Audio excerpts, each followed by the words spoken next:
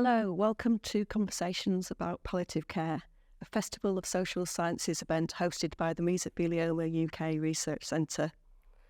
Mesothelioma is a rare cancer caused by exposure to asbestos, and a recent research study on palliative care found that both patients with mesothelioma and their families may have palliative care needs, but may be reluctant to engage. And we know this issue is far broader than mesothelioma. So today our event is going to address that issue. We know that's a sensitive issue, and if you feel at all upset during the event, please feel free to leave. And there is support available from charities such as Mesothelioma UK.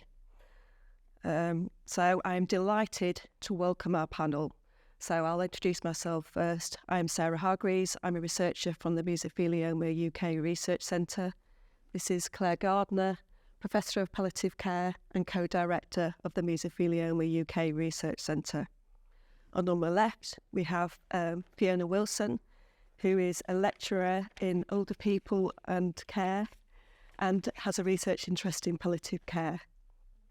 Hayley Evans, who is a palliative care registrar at Rotherham. Helena Stanley, who is a mesothelioma clinical nurse specialist at Sheffield. And then on my right, we have Peggy Walker, who's from our Patient and Public Involvement Group at the Research Centre, and her mum died of mesothelioma.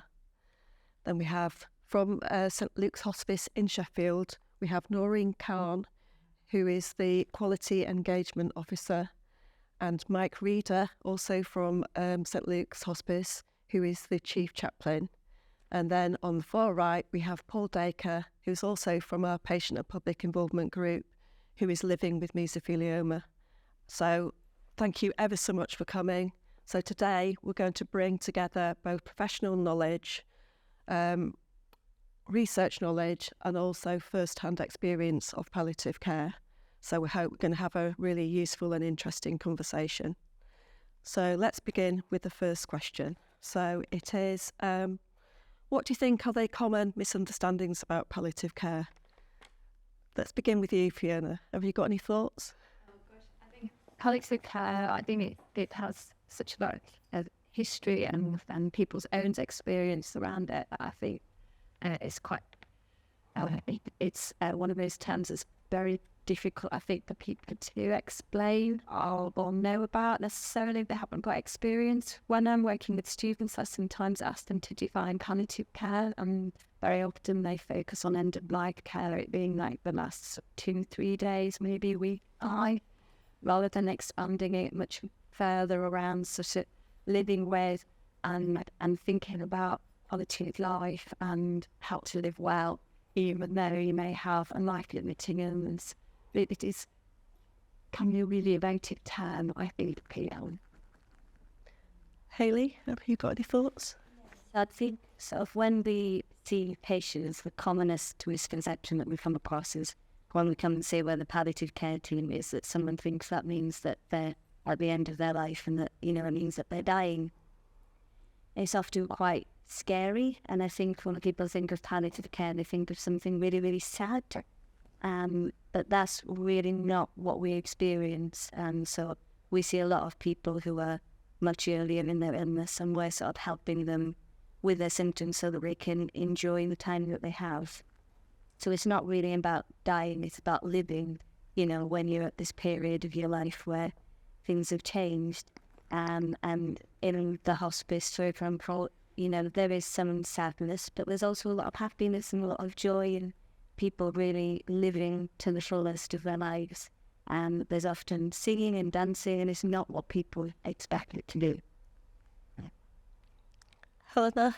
I would agree with all of that, really. I think as somebody who quite often has to introduce the idea of being referred to a palliative care team, often the first thing you see is people being quite frightened by that aspect, because they think, oh my goodness, what aren't they telling me? Because the misconception is that it's all about sort of end of life. And I think that, we are very, very aware and try and explain that it is about living, as you said, about maximising quality of life to live in the way that they want to and achieve the things that people want to, and just get the most out of what time there is with good quality. So I think it's can be a very sensitive discussion, but I think hopefully something that we are getting better at. And I think with the sort of introduction of different ways of explaining things at end of life, which we now have, then I think that is a really something that hopefully we can sort of get past and leave behind a while. And Peggy, I know you're bringing your first-hand experience of your mum and your experiences. What do you think are the misunderstandings of palliative care for you?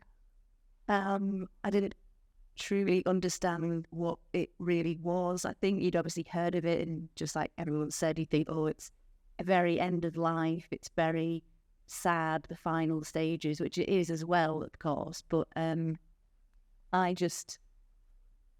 I didn't really, even though my mum had mesothelioma, this terminal cancer, and we knew, she knew that she was she was fit and healthy in the early, even though she'd had the diagnosis. So I just thought, this word palliative care, maybe that will come a lot further down the line, but not yet. It was sort of felt too soon to be mentioned, and it wasn't really mentioned as much until the later stages, I guess. But it's definitely a word I didn't want to hear and I didn't like, and I thought, no, it's not your time for that yet. It's not your time. Paul, you're living with mesothelioma. I just wondered, when you first heard about palliative care, what did that mean for you? Well, to tell you the truth, I heard of palliative care, in pain, instead of considered me until I was diagnosed with this illness. And it's like, it's all new to me, really. But I always thought that it's like that, like he was, Labour just said, it's like, I thought it was like last few days of your life where it was out your family's hands, really. It was too much for that. So it was like the final countdown. Yeah. I think it's a very common misunderstanding. Yeah. And Noreen, for you in your role, what are the common misunderstandings of palliative care that you come across? It's like Paul said, I think terminology is really important. Everyday language is really important. We're not all doctors and we're not specialists, so when you hear palliative care, they get Paul said, okay, this is it now. I think often I've seen people panic that I was palliative care now. What does that mean? So I think when we use the term palliative care, explanation is to come with it. That is a specialist care, quality of life that you're going to get, and you're not going to be there alone. And those words are really reassuring and helpful for people. And I think often health professionals use the term maybe without thinking that the person in front of us might not completely understand. It is time to think if you've been diagnosed with something, and it is time for family. So I think the terminology is really important to explain that in detail. So it's a whole family understanding, Because if you're not one person, if you're a person with a family, with a loved one, with friends, with carers, grandchildren maybe, I think it's important that the message is going right across, that everybody understands what's happening, and to get the support, because the support is available. Especially, I said, we're happy to support families and friends, but that message needs to come across clearly that there is support available. And often what I found in the community is that people don't realise that there's support available, and they suffer in silence, just thinking about what is palliative care. I think Google sometimes doesn't really help. So I think, it's definitely the terminology that needs to be clarified. Thank you. And Mike, for you as a senior chaplain, what misunderstandings do you come across? One of the first things that happens is people think that medical teams have given up, so they're not able to do any more to make me better. So you're beginning that process of moving from curative to palliative care, and that's a big bridge, and it's a long bridge that we as staff and healthcare professionals have to walk with the person, but also with the family, their carers, and with the community that they belong to. And so palliative care for me is, when I'm explaining it to people, it's about putting life into death. So it's about making that time that we have left as special as possible by removing things that take that and giving them control. So it's about dealing with symptoms, it's dealing with practical issues, it's about giving space for memories. Palliative care is there to do all of those things, and I'm sure we'll talk more about that as we carry on. So it's trying to take away that hopelessness that the word palliative care brings is what I find my role is doing. So people are going, when it's first introduced, people are going from a journey of hopelessness to maybe, I don't know, a new way of living. They're in a journey of hope because curative, they think that this treatment, this chemotherapy, what the next thing the doctor offers, or whether it's going to be a trial, let's have a go at that. All of these things are hooks that people grab hold of very quickly, and because it gives them hope that they're going to get better, and what's happening to them is not going to take their life away. When the word palliative care, or most probably when the word St. Luke's is mentioned, or a hospice, then the hopelessness just descends like a fog, because they just think of those places as where you die. But actually it's where you live. I've been here 16 years now, and we've had lots of parties, and we've had lots of tears, and it is a place where people die, but they die with dignity. They die sometimes with a better hope, but they die with those around them if they want them there, and in the circumstances they find easier than maybe being left without that hope. Thank you. That's great. And that may be one of the other misconceptions about palliative care is, obviously we've heard about the hospice and the really vital role you play in providing that very specialist palliative care. But of course, palliative care can be provided in other settings as well. I don't know if Helen or Hayley, you could perhaps talk a little bit about the other places that palliative care is provided. Sure. I mean, I think obviously in hospital, we have palliative care teams that work within the hospital environment, probably with a sometimes slightly different bias to the hospice, to be fair. But, you know, again, it is all about quality of life. It's all about, usually about symptom control in that situation. And me as a specialist nurse, and I think across all, we were talking about mesothelioma today, so I guess the thing to say about that is that we will always be talking about palliative treatments and palliative care along with that, with mesothelioma. But you know, I think as a specialist nurse and within a nursing team, you know, we have a certain level of expertise in palliative care as well, and offering usually the psychological support that people need. So I think, you know, that is a very important part of our role is helping with understanding, and control is a word that has been used. I think that is absolutely so vital. At a diagnosis, certainly of mesothelioma, people feel completely out of control. Their world is turned upside down within a split second, and that control is lost, and that often for people, I feel, is the thing that really frightens them as much as anything, is that loss of independence and just that loss of almost grieving for what they will lose. So I think as specialist nurses, that's a massive part of our role is to try and help with that. And then if there are specialist symptom control needs, then that's when we usually talk to our palliative care team in the hospital. Obviously the hospice services offer that all, you know, it's an all-encompassing care, but you tend to split that a little bit in the hospital. So that's obviously what we have put. Yeah. Yes, and I think sort of one of the good things about the hospital is that we're often working alongside other teams. Yeah. So, you know, just because someone's having palliative care, it doesn't mean that they're not having other treatment. It doesn't have to be either or. And so a lot of our patients, although they can't have treatment that will curable, they can still have treatments that can slow down the progression of any condition that they have.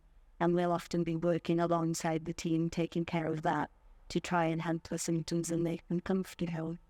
And outside of hospital, a lot of our patients are managed in their own homes and really comfortably. Not everyone needs to come into a hospice or hospital, and not everyone wants to. And some people would be much happier sort of being in their own environment, and our community team is really, really good at helping people to achieve that. So palliative care happens everywhere. It's the one thing that happens in every single specialty. You know, every specialty there are people who die, and palliative care can help. And so it's happening everywhere all the time. Great, thank you. And one of the other misunderstandings that we found in our research, certainly, is that palliative care can quite often be associated just with cancer, with people who have cancer. And I know here today we're mainly talking about mesothelioma, but we know that palliative care can help people with a wide range of different conditions. And I don't know, talking from St. Luke's, can you tell us a little bit about the patients you see and the different diagnoses that those patients might have? Simply would say as a hospice we're dealing and working with people who have life-limiting illnesses. So that could be old age sometimes. I have a lady I'm helping in the community at the moment through the community chaplaincy who was 100. So it's very much old age, and I'm helping her. The reason she wanted to see me was because she wanted to make in the body medical science. And so we were able to help her to do some of those things.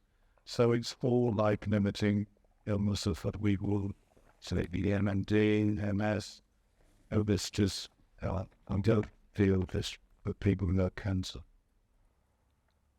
Thank you. Is anyone else got anything to add to that? I think sometimes that's one as when we've talked earlier what palliative care might mean to people.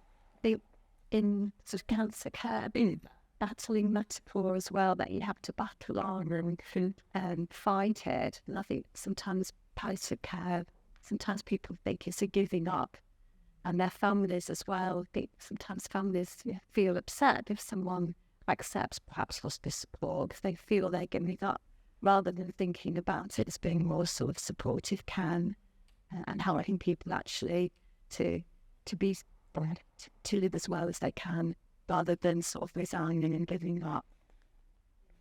Can I just add, I mean, I think your point about certainly families and people saying it's too soon is really common. I mean, it's one of the things we hear probably most often when we're talking to people about it is, it's too soon, you know, why are you talking to us about that now? So I think that's, again, it enforces why it's so important as a team that we all get that understanding across of exactly what palliative care involves and what it means. So I think, I just wanted to say I agree with that, absolutely. Could I just ask you to that? We sometimes get families as well who will say we've never been told about it. Mm-hmm. And so I think it's different for every family. They would like to be prepared. It depends on the dynamics of the family. If they're not working, if they're around, if they're living abroad, because these days everybody's living abroad. It's really difficult. And I think, especially for people who are working, it's important that they can get that time off. And they're quite often happy with if we tell them, when they come to us, it's a bit too late to tell them you should have been told before. But I think the majority of the families that I've dealt with, they did mention it would have been appreciated if we were told in advance how something would entail or what help or support was available that we could kind of manage between the family. And I think with my personal experience with my own father, and I think it's important that you can then delegate the support and the care, and it helps and make the patient centre and the care and the support. And I think, and often we will find families who don't want to hear about it. They want to know if they don't want to talk about it. So I think it works a bit both ways.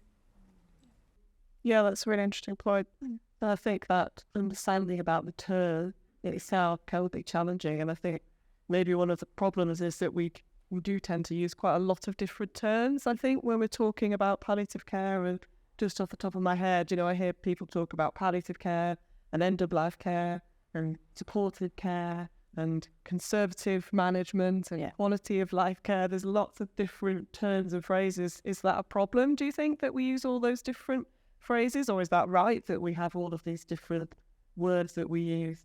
What do people think about that? So difficult, isn't it? Because there's other terms, and like rehabilitative palliative care, which I think is quite a hard concept for people to understand. I'm dying and you want me to go to the gym, or what do you want me to do? And it is that it's really hard, is it? It's like essentially there's a bit of a sort of nebulous aspect to palliative care that's really difficult to capture. That we say quality of life, and essentially it's really about helping people to live well. And sometimes I think it's the care, the palliative care, the caregiving, really it's just good care, good communication, dignity, care, listening to people, listening to families. But we've put the label on it, and then somehow it becomes a speciality that's very different. And we also talk about compassionate communities, so having it as a understanding that people will struggle and have difficult times and will die, and how can we as friends and neighbours support that. And that is also become part of palliative care, that compassionate community. But it's really broad, isn't it? And it's very hard to encapsulate and arrive that to people, particularly if the first word they hear is palliative and death, rather than that kind of bigger picture. Sorry. I suppose it's what we do as healthcare professionals. We want to make the feel as easy to us. So if we use different words to palliative care, we feel a little better.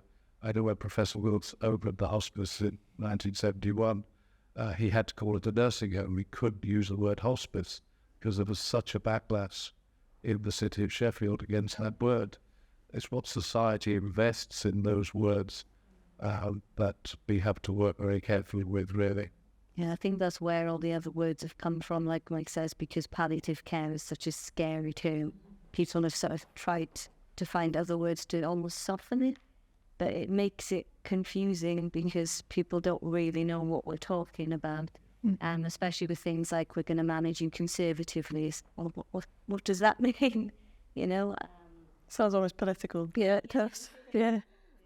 Exactly. So I think that's sort of where it's come from. And then also, like you say, sort of trying to capture this sort of really nebulous term of what does it mean? How do we condense all of that into one word?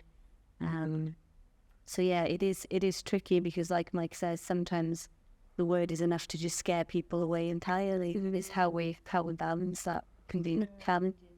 Helena, what were you going to say? If you make that point, I think you do see that, and I think it's the discomfort of using those words, palliative and death, that make people use other words. I think you find that in cancer generally, where, in lung cancer certainly people talk about shadows and masses, and rather than say this is cancer. So I think, you find it in any area where it's a difficult thing to, because it's about gauging the reaction from somebody else quite often, I think, and it'd be really interesting to hear. And so for now, You see, I find it very confusing. And you're people, it's like your experts to make, you know what I mean? But it is a very confusing. Palliative care it's like a massive thing that, like, when you have to dissect it to make, you're not getting nowhere. So it's like you're walking down a road and then turning into that cul-de-sac, thinking, oh, this bad, and I'm in the wrong place here. So it's then I'm in wrong place. And you just get mixed up. I do anyway. It's so confusing. Absolutely. What about you? Did you find any of that kind of confusion and your one was stuff? The plan sort of being scared of the words, really. Like palliative, didn't want to hear that. Hospice, didn't want to hear that word. I think it's interesting in Sheffield, especially because people just say St Luke's very often, and all the charity shops everywhere is called St Luke's rather than St Luke's Hospice. My mum wasn't in a hospice in South Yorkshire, but the same sort of thing. It's not, just that word hospice definitely still, even though from my experience and other people's experience, there's a lot of amazing work and good times that happen in it. It's still just a word you kind of hope that you never have to use, really. Yeah, absolutely. Yeah. I think you can't remove that fear and that sadness completely because, although it's about living, it is about dying, and that is scary and sad. And it's just how do you kind of put those things together? So I just don't think we can take that away completely. Yeah. So we've come to a conclusion that it's very confusing. So what is palliative care? So Fiona, what's your thought? It's good care and human care, and it gets down to that level of compassion. It's not excluding any of their interventions or support, but recognising the person, recognising that they have a life-limiting condition. For me, as I am a nurse by background, so whether did my training, you were presented with what good care looked like and how that should look. And then sometimes when you're in practice, that doesn't happen and it's very difficult. So I was always very drawn to, when I came to St Luke's, I was always very drawn to working in places where we forgive that care that you were trying to do, that, listening to people, thinking about that total pain concept that Cicely Saunders talked about, which included, as well as pain management and symptom management, the other elements about the sort of psychology and the sort of spiritual kind of elements. So for me, it's just a very humanistic response to what is a very, threatening, existentially post-threatening kind of thing that we're all presented with. And there was a lovely quote in a project we were doing, wasn't it, where somebody said, palliative care is something that 100% of us will probably need in some form or other. And you would just want that to be a very open, human and compassionate basis to the care that you're giving to someone for support. Hayley? Yes, I definitely agree with that. So sort of palliative care is looking at people with incurable, progressive illness. And it, like you say, it's just good quality, personalised care, sort of looking at the whole of the person rather than just their illness. Because we only see a sort of very small part of who a person is. And we only really get to know them during a period where they're very sick and they don't feel very well. And it's just, if we just only focus on that, we have a really limited picture of who they are and how we can help them. So it's just looking, what can we do to help you live, to make you comfortable, to manage your symptoms, and to just make life as good as we possibly can. And our team is a lot broader than just the doctors and the nurses. So, my focus is usually on that side of things, symptom control. But I'm sure Mike and Noreen will mention there's a much wider team, but to look at much more people and how we can help them. So I'll let them come to that bit. Helena? Yeah, yes, it may be confusing, but I think for me it's quite simple. I think the palliative care is about assisting the person, recognising the person, not concentrating on their illness, and helping them achieve what they want to achieve in their lifetime in the best way possible. And I think, that includes everything. That includes controlling symptoms, that includes letting people be where they want to be, helping them live at home. It includes social care, it includes everything, psychological care. So I think for me it's all encompassing, but the root of it is recognising the person that you have in front of you. and understanding them and sort of playing to their wishes and agenda, really. I think that's sometimes you can see that being forgotten, certainly in hospital. And I think, trying to advocate for that is really important. So yes, recognising the person from what they want. So Peggy, going through your experience with your mum and beyond that, what has palliative care been for you? In my experience and with my mum, it was purely the local hospice, I think, really. And it was more than sort of just the medical care as well, although it was so useful. I think the most useful for my mum was having access to a GP at the hospice. I don't know if that's like a normal thing in lots of hospices, but so with pain management and with, he could prescribe more painkillers, or she could ask any questions to him just sort of informally, because she'd go to the hospice once a week for like a social club. And she made loads of good friends, and she, had beauty treatments and arts and crafts. She was a teacher. That's probably why she was exposed to asbestos in a school that she'd worked in. So it was kind of similar to a school, I think, sort of, making friends and doing activities and getting your lunch as well, and had all those amazing experiences. But it was also so useful to have the GP there that, it's not trying to get in touch with your consultant or get a GP appointment. It was just having them there on a sort of casual, informal basis was so helpful. I think essential, really, in terms of her pain management and asking any questions that she had about treatments and things. That was really, really useful.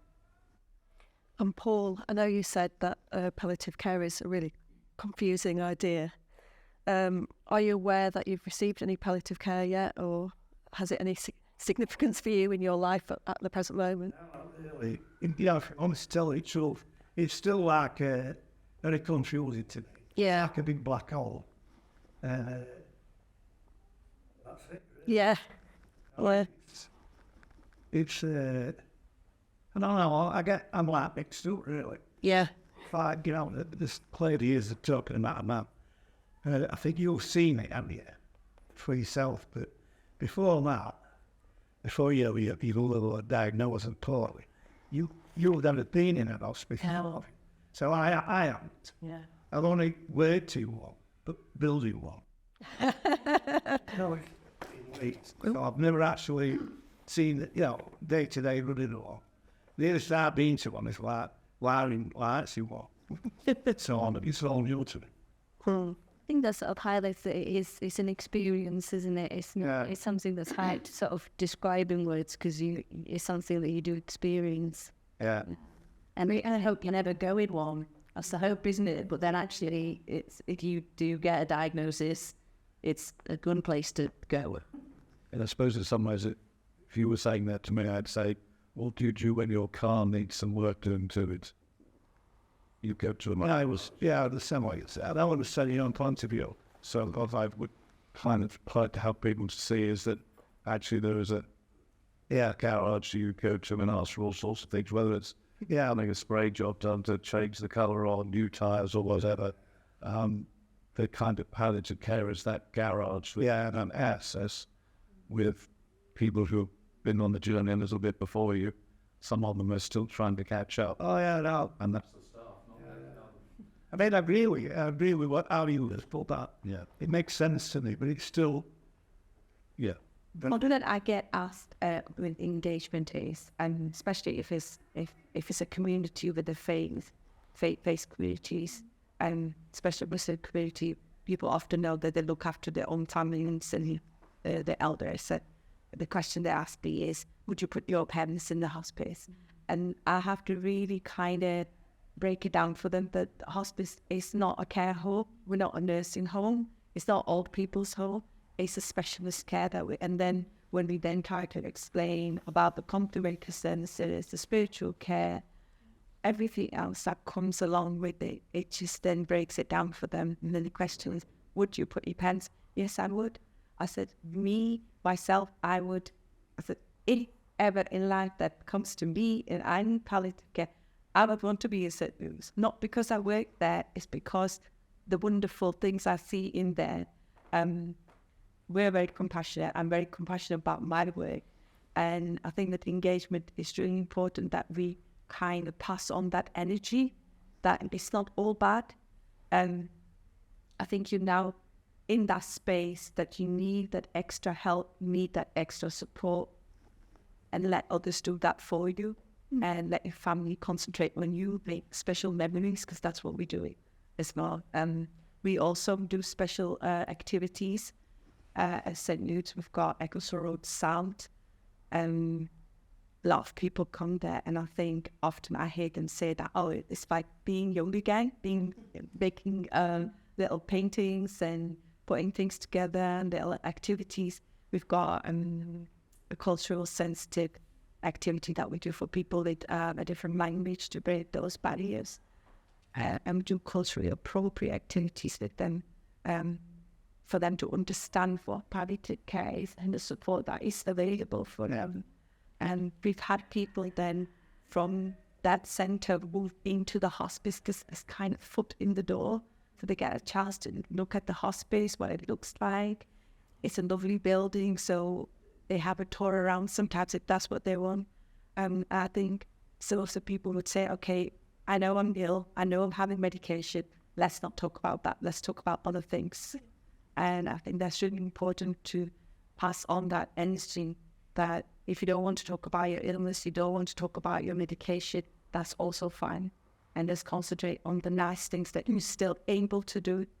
I think that's definitely the energy that we want to pass on to everyone. Absolutely. We don't want it to sort of be like every day we just talk about dying. And like Noreen says, we do have people who come for end-of-life care, but we also have a lot of patients who come into the hospice who go home, and continue to live their lives there. I think there's that misconception that you go into the hospice and you don't come out. And that's really not true. A lot of our patients come in, because they want us to focus on something particular. Often it's something like their pain. They come in for an admission, they feel a lot better, and then after that they go back home and they continue living at home. So it's not somewhere that you go and you never leave. I think for me, more palliative care is about legacy, really. It's about helping people to create a legacy. Now, that could be anything with their family, or it could be actually wanting to raise money for their cause.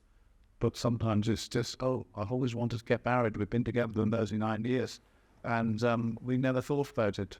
And it's made so during COVID, the only way you could get married was to go through us. So we were doing weddings in the community, dressed up in PPE, holding across bases sometimes. There was such moving occasions to get them to sign the registers. And it's about what we can do, because so much has been taken away. Yeah. So palliative care is about what can we give you back. So it can be all of those things, from writing letters for family that when they get to 18 or 21, or it could be doing memory lobsters, or it can actually be saying, I'm sorry, I didn't realize I'd done that to you. Yeah. It's that kind of huge piece of work that you choose what you want to do and make that legacy, because we're all individuals and we're all very special, and we all mean something to somebody. But if you have a family or you haven't people that you're special to, then the staff become that kind of person. And it can help you with end-of-life issues, with funerals, with wills, with all the other things that go with it. It's a kind of garage to come on and choose what you need to access. And as has been said, it's all free. So, Helena, we're understanding that the concept of palliative care is very difficult for people. It's extremely confusing. I just wondered how you walk with people who have mesothelioma to help them with that understanding. I think initially it's really about understanding the illness. A big part of my role is a diagnosis. So the first biggest part of that is understanding exactly what the diagnosis is, what mesothelioma is, and all of that entails really, which is a lot around sort of industrial illness benefit claiming support in that way. And I guess one of the things that's going through my head as we're having this discussion really is that palliative care isn't just given by palliative care team. And, I'm not a palliative care nurse. I'm a site specialist cancer nurse and have been for a long time. And it's not just about palliative care teams. We offer, certainly through the Yorkshire and Humber Asbestos Victim Support Group, I don't know that title. We, as an organisation, they offer a lot of supportive services to people with mesothelioma in the region, so in sort of the South Yorkshire and North Derbyshire region, with information groups, lunch groups, bereavement help, all that sort of thing they will offer, and they're very, very good at it. They've been doing it a long time. For me, it is explanation, understanding, control. If you meet somebody and they do have complex palliative needs, then obviously at that point initially then you would introduce the idea of some expert help. I guess that's how we always sort of try to introduce it as expert help that will help them at home, support them at home as well, because usually it involves a community team. We work with palliative care consultants in our clinics as well. So if one of them is in clinic with us, and we'll say, "Can you see them, please, quickly." So sometimes we do have to introduce that concept very quickly to a patient. And if we do it, we try and do it as sensitively as we can, but you can't always gauge the reaction that you're going to get off people. So it's managing that situation in the best way you can. But usually that involves, time, gathering opinion, explanation, and having a dialogue about it. Because some people will flat out say, "No, thank you very much," and then you have to manage the situation in the best way you can. So it's not always an easy thing to do. Yeah. And Claire, as a professor of palliative care, have you got anything to add about what is palliative care?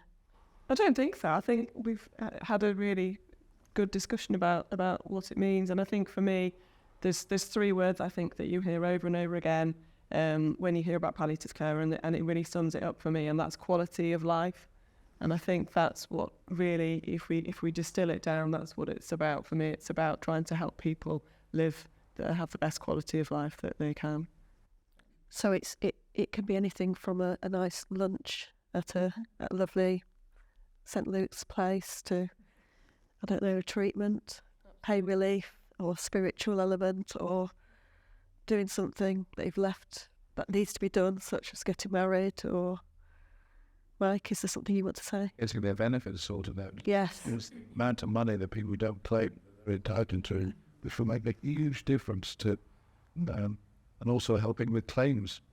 And those things are very important, because the money is there, and it should be given and be used by people who are coping with these things. So it's a complete service. Of course, that's a particular issue in mesothelioma, because of the compensation with people. I think we do it quite well. I'll be honest, in mesothelioma, I think because we all are very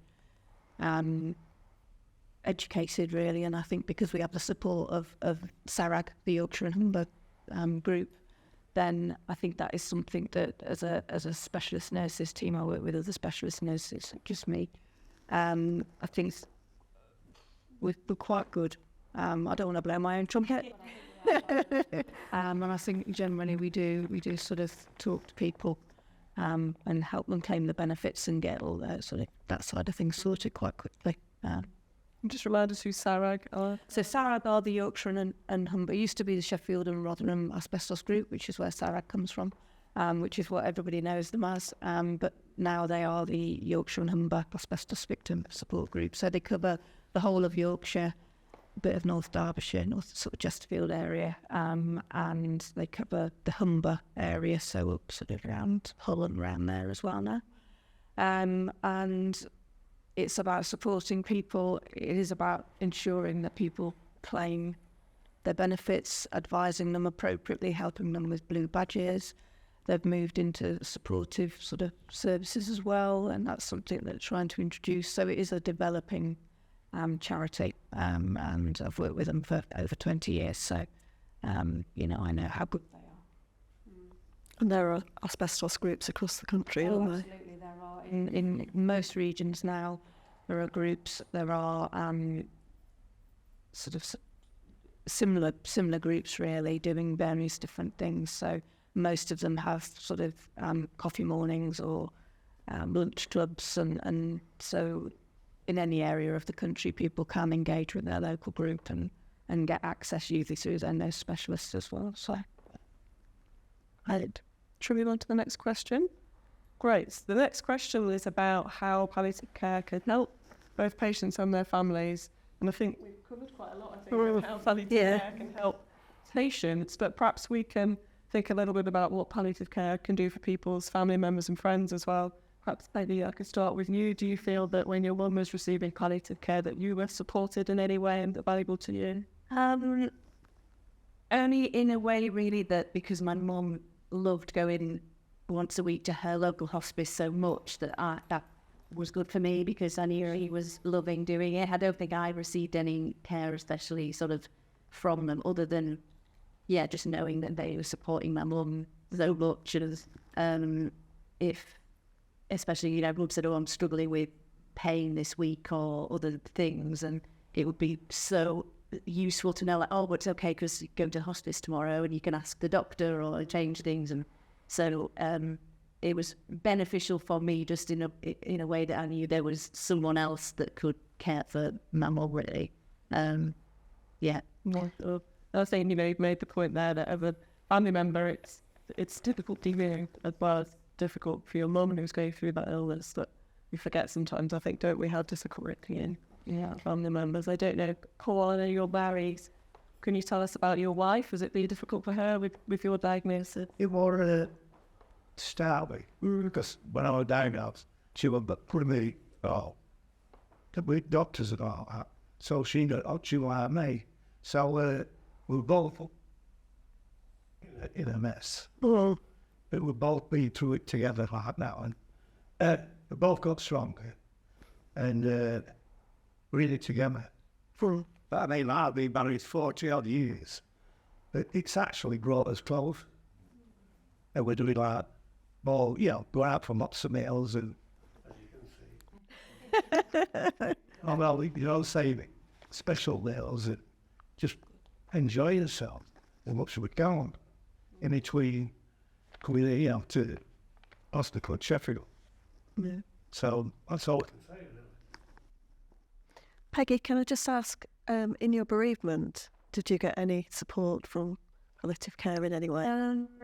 Yeah, when back, my mum died in her local hospice, and I went back, I think it's all a bit of a blur, but a few weeks afterwards, I think, to be talked through exactly what happened, which was, yeah, obviously you don't have to go and do that, but I really wanted to, and they were more than happy. They were like, yeah, come in, and like just to sort of go, because it is such a blur when things happen, just to be talked through the notes almost minute by minute, which I just was, very grateful for. So that was, and felt very welcome. And I guess because Mum had been going to the hospice for quite a few months for this, the day social event at once a week on a Tuesday, if I would pick her up from that, I'd been to the hospice before, so I think that was helpful as well.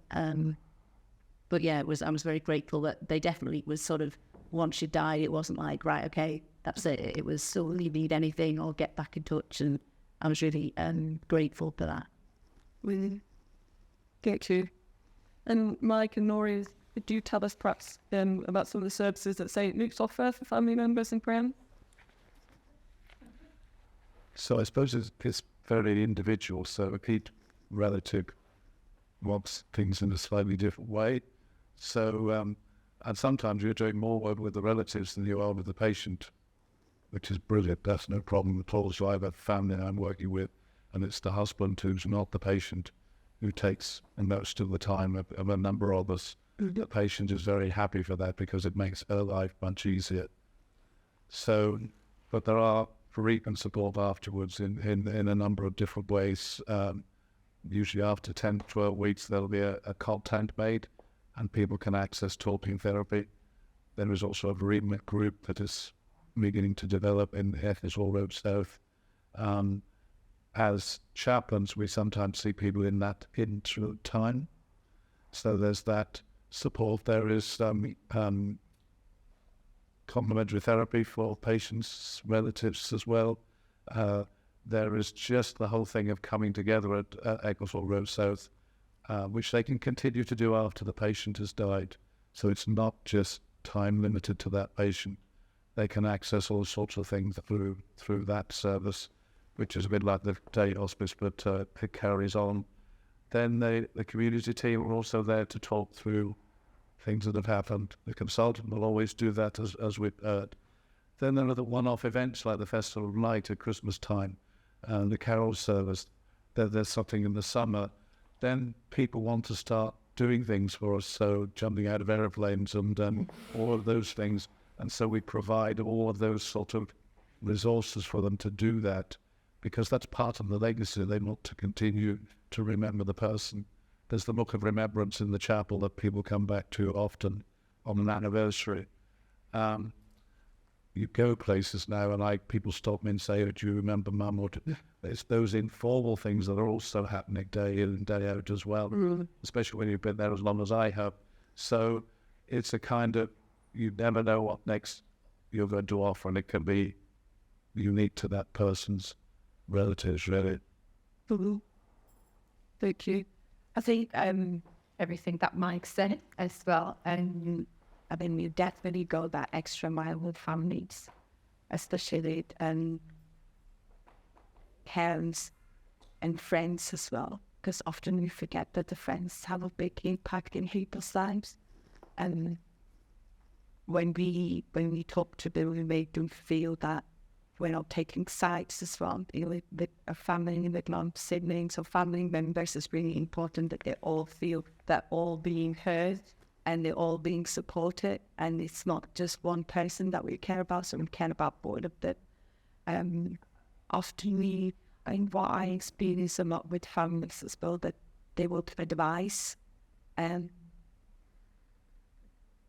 without giving advice, we kind of signposting them in the right direction and support them that they are spiritually, or if they're well enough to come to the hospice, we'll have Ecclesall Road South. It's an amazing building. I think just for people just to come there and have a cup of coffee, I think it makes them feel better just being in that building. People come afterwards as well. I think they find out more, and they find solace in that, coming back to the place that they lost a loved one, and it's open to them to come. We host coffee mornings for them. We're in the process of trying to cope cultural sensitive bereavement centres for people who probably need it in some phase. You probably need it straight away. Some of the customs and spirituals that they have around death and dying, we have been supporting them with those needs, in good partnership with local faith groups and local places of worship who have supported us with supporting families who might have mixed faith and mixed race. And it's just trying to be that mediator between them and supporting them. I think as engagement as well as spiritual care, we try to get families involved earlier in the process, that they feel that they can make a change, that they can be part of this whole scenario, what's happening, that they're part of it. So I was really reaching out and said, yes. Thank you. Thank you. Okay, we're going to turn to this side now. Fiona, have you got anything to add about palliative care for family members? I think so involved in nurse education, whatever. And so in children's care, they use the term family-centred care.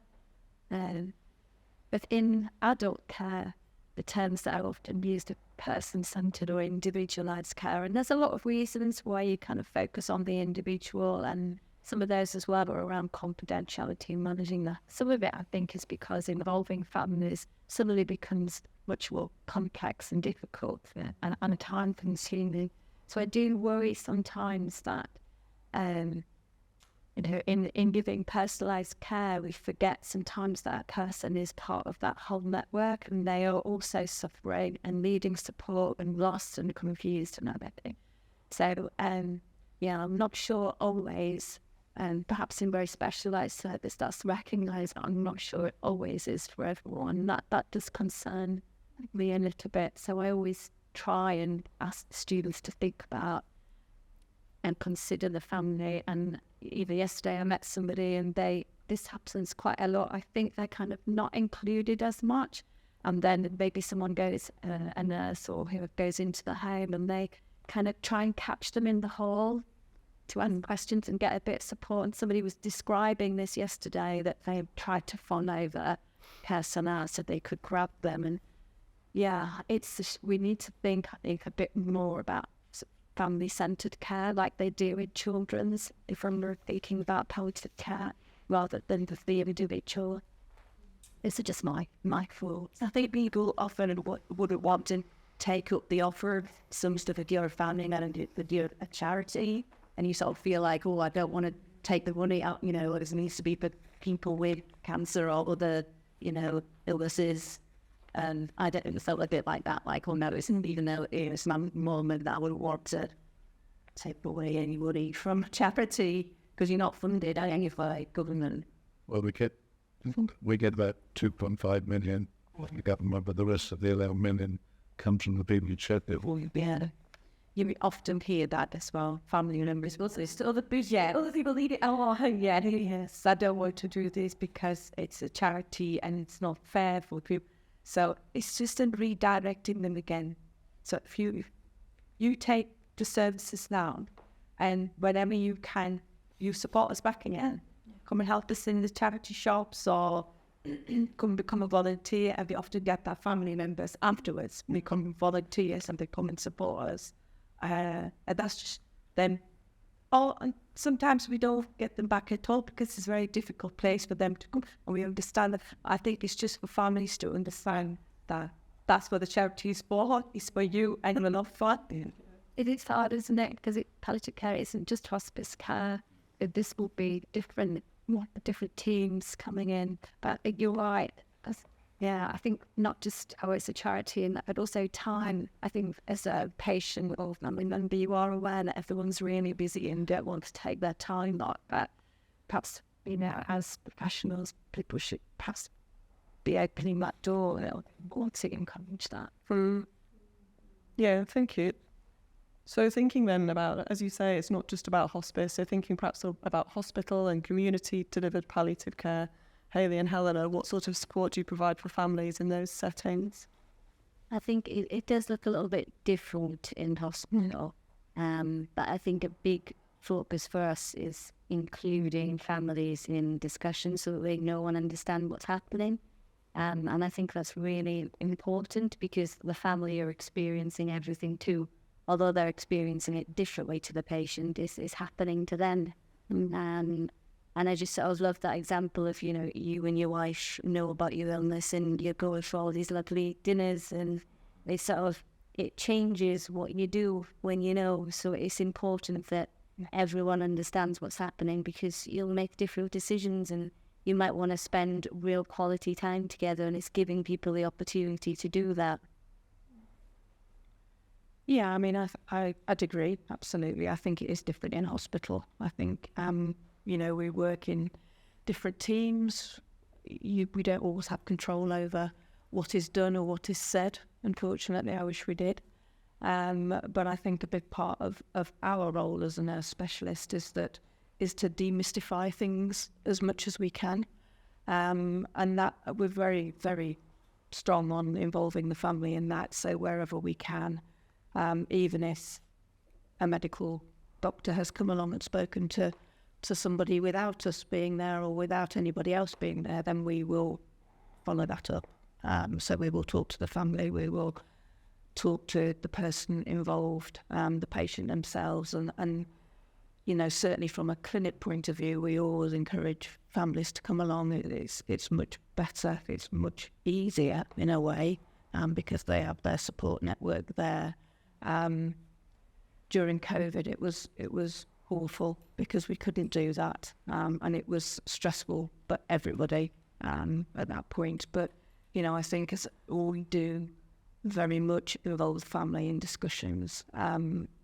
From our point of view in London and being mesothelioma. And I hope that does come across, because we work very hard at it as a team to do that and make sure that happens. I think that, but it is different. You can't control all the variables in a hospital. It's impossible, unfortunately. So we asked on Twitter for questions about palliative care that anybody had. And one of the questions, Claire, was how good is palliative care in this country compared to around the world? It's a good question. And, actually, I think we're very lucky in this country. We're very lucky, of course, because we have the NHS. So we have free healthcare. We also have palliative care provided free in all of our hospices. And certainly not all countries around the world have that. Not all countries around the world have palliative care recognised as a medical specialty, as it is in this country. So there is lots of places in the world where palliative care provision is really very patchy, and there isn't that we don't have specialist doctors like Hayley, and we don't have hospices where palliative care is provided. So we're very lucky here. We do have very good quality of palliative care, and there was a piece of work published a few years back, and it was called the Global Atlas of Palliative Care, and it looked at different countries around the world and looked at how well palliative care was provided, and we really came one of the top countries in the world in terms of how well we deliver palliative care. So we can be really proud of ourselves for what we've achieved in palliative care. It's not to say we can't do things to improve it. There's always room for improvement. And those of us who are working in research are really trying to do that. But I think overall we're very lucky that we do have excellent quality palliative care services in this country. Fiona, I don't know if you want to add anything to that.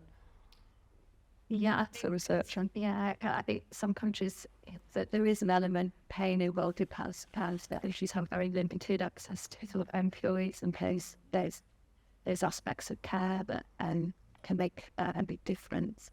And I don't think that's to say that we got everything absolutely right. I think there's lots that we can learn from other countries and cultures about the way they do. And one of the most influential that kind of came out is around this idea of compassionate communities, and that's come out of the work in Kerala in India and the way they've organised their communities. But yeah, we are being a fortunate position. So should we move on to our final question? Yeah. Okay, so our final question. What are your top tips for someone when the term palliative care is first mentioned? Hayley, I'm going to go to you first. I think sort of as the patient or the relative, I'd say to just sort of try and pause. It's really overwhelming, it's confusing, and I'd say just sort of take a minute to just get your head around everything. It probably won't mean what you first think it was. It doesn't mean that the person is dying, and it doesn't mean that you need to feel really scared that things are going to change really quickly. And I guess what we want to do is to just try and make everything as good as we possibly can and just give that good quality care. So I'd say just take a minute to get your head around it, and if it feels too overwhelming, that's okay. We can always sort of continue discussions further down the line. So yeah, that's sort of be the tip I'd give. Great. Fiona, have you got a top tip? I think I agree to pause and take time. Sometimes when I'm teaching palliative end of life care as well, slightly different from your question. Sometimes at the end of the day, the students are really flat. Maybe shared a lot and talked about. So I quite like it's by palliative care first introduced, this probably isn't appropriate, but I do try and point to the what matters to me conversations and ask them to think about what matters to them, because they're quite often younger. I try and translate that into that. If it doesn't work, like, what's fun for you, what does, what puts the spring in, and I send them away thinking about what's fun and to go and do more of it. Although we're sort of thinking about life affirming as well, perhaps slightly different from your question. So going out, what's fun, listening awful, do more of it, and trying to sort of, think actually there's some life affirming in a moral story this as well. Yeah, that's really nice piece of advice. Thank you. Llewellyn? On a practical level, make a list. There you go. That would be it. I would say once you've paused and thought, then think about what's important. Think about what you want to achieve. Think about what you want to do, and think about what will help you to do that. And a list is really good. I think people who come into our clinics with lists often will get constructive advice about how to improve things or how to sort of tailor things to their needs. So that would be my tip. Great, thank you. But what about you, Maggie, having been through palliative care with your mum? What would you say to somebody else who was in a similar situation? Just don't be scared of the word, I guess. Like, don't, and then just focus on the word, because as I've heard, it's so much more than that. I think you said the word panic early on, and that's definitely how I felt when I first heard it. And I associate palliative care with the hospice that my mum went to. And when she said, "Oh, I'm going to start going to the hospice," I was like, "What? Who's told you to go there? It's too soon. Never. Why would you do that?" And it was that you can, go to hospices, and it's to live and do lots of nice things, and really just to think of it as it's just people to help you in an awful situation. It's just a way of having more enjoyment and getting help and pain relief and having fun as well. So just try not to panic too much at the word, which you've heard of probably before and have bad feelings towards. It's actually it's a very helpful thing. Brilliant, thank you. Laurie, all top tips? I think on that way, I'm going to say that definitely, for me, being unlock the words palliative care. Unlock it. What does it mean? If somebody says to you palliative care, what does that mean? Is that anything in your everyday life? When somebody says something you don't know about it, find out about it, ask questions. Support yourself and your family with it. Brilliant, thank you. What? Is to give them an appointment 24 hours to 48 hours later. Okay. Because I'm not giving you news very rarely. I might give you hand news, but actually it's going to take time, and so you just need to give them something they can look towards that's going to happen soon, so that they can come back with their questions. And we can't do that necessarily in now, so as I understand that. But for me, it's about giving them something quite close that they can come back to quickly and feel. And I can ask those questions then. You kind of think, but for me, of course, it's about listening and reflecting back. But it's making sure that they can come as quickly as they possibly can. Because they come to me, usually to say, this has been said to us, and you can't pick that with them, and then you give them the next day saying, "Well, I'll be here," or "Here's a telephone number, ring me if you want to. Here's my email address." They need to have something that they can go to quickly. Mm-hmm. Great, thank you. And I'm going to finish with you, Paul. We've talked a lot about palliative care today, and you said at the beginning you were a bit confused about what it meant. Have you learned anything new today about palliative care? Have we addressed any of your confusion? You are. But I agree with this lady here. I'd say to anybody that were in my shoes that once you've been diagnosed and you've been sent off floor after a couple of weeks, months or something, and you talk about palliative care, is to go and ask somebody, like, you was out to unlock it, can you help me? That's what I say. That's very good advice. Thank you. Excellent one, Fitch. So thank you ever so much for a fabulous discussion about palliative care. and I think we've illustrated what a powerful and amazing thing it is. We hope today's event will open lots more conversations about palliative care. So as we say goodbye to our panel, and thank you so much for coming, we're going to end by showing you our palliative care animation, which was developed out of our research findings from our palliative care study, and also with amazing input from our patient and public involvement group.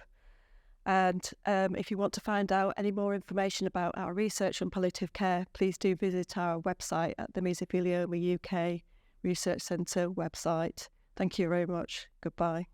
What do you think of when you hear the words palliative care? Some people think that palliative care is all about dying, and it means you won't have any other treatments for your illness, such as chemotherapy. Or maybe you think it means that you'll have to go into a hospice, or that the needs of family and friends won't be considered. Living with mesothelioma means that someone will talk to you about palliative care at some point in your treatment journey. Whilst we know it can be scary, we're here to demystify palliative care to help you make informed choices about your future. Firstly, what does palliative care mean? It is a holistic approach that ensures that you and your loved ones can get the best quality of life possible whilst living with mesothelioma. Palliative care also supports people who are approaching the end of their lives, but it doesn't mean that you're going to die tomorrow. People can have palliative care for years to live well with their physical and psychological symptoms. It runs alongside treatment, not instead of active treatment like chemotherapy, and you will continue to be supported by your specialist care team. So, when could you get palliative care? We recommend as early as possible. The earlier you engage with palliative care, the sooner you'll have a plan of action to deal with the challenges that mesothelioma brings and live as well as possible for as long as possible. You will not be alone, as skilled mesothelioma clinical nurse specialists can support and guide you in making the right choices for you and your family. And where would you get it? There are lots of different places to receive palliative care, from hospitals to hospices and in your own home. And it's not only you that gets support. Your family and loved ones are an integral part of it too. Thinking about palliative care can help you feel in control of your treatment options and gain access to practical solutions for your symptoms and everyday struggles. And most importantly, help you have the best quality of life whilst living with cancer. Don't be afraid to ask about palliative care. If you want to find out more, visit www.mesothelioma.uk.com or call the Mesothelioma UK support line on 0800 169 2409. You can also visit mariecurie.org.uk or macmillan.org.uk.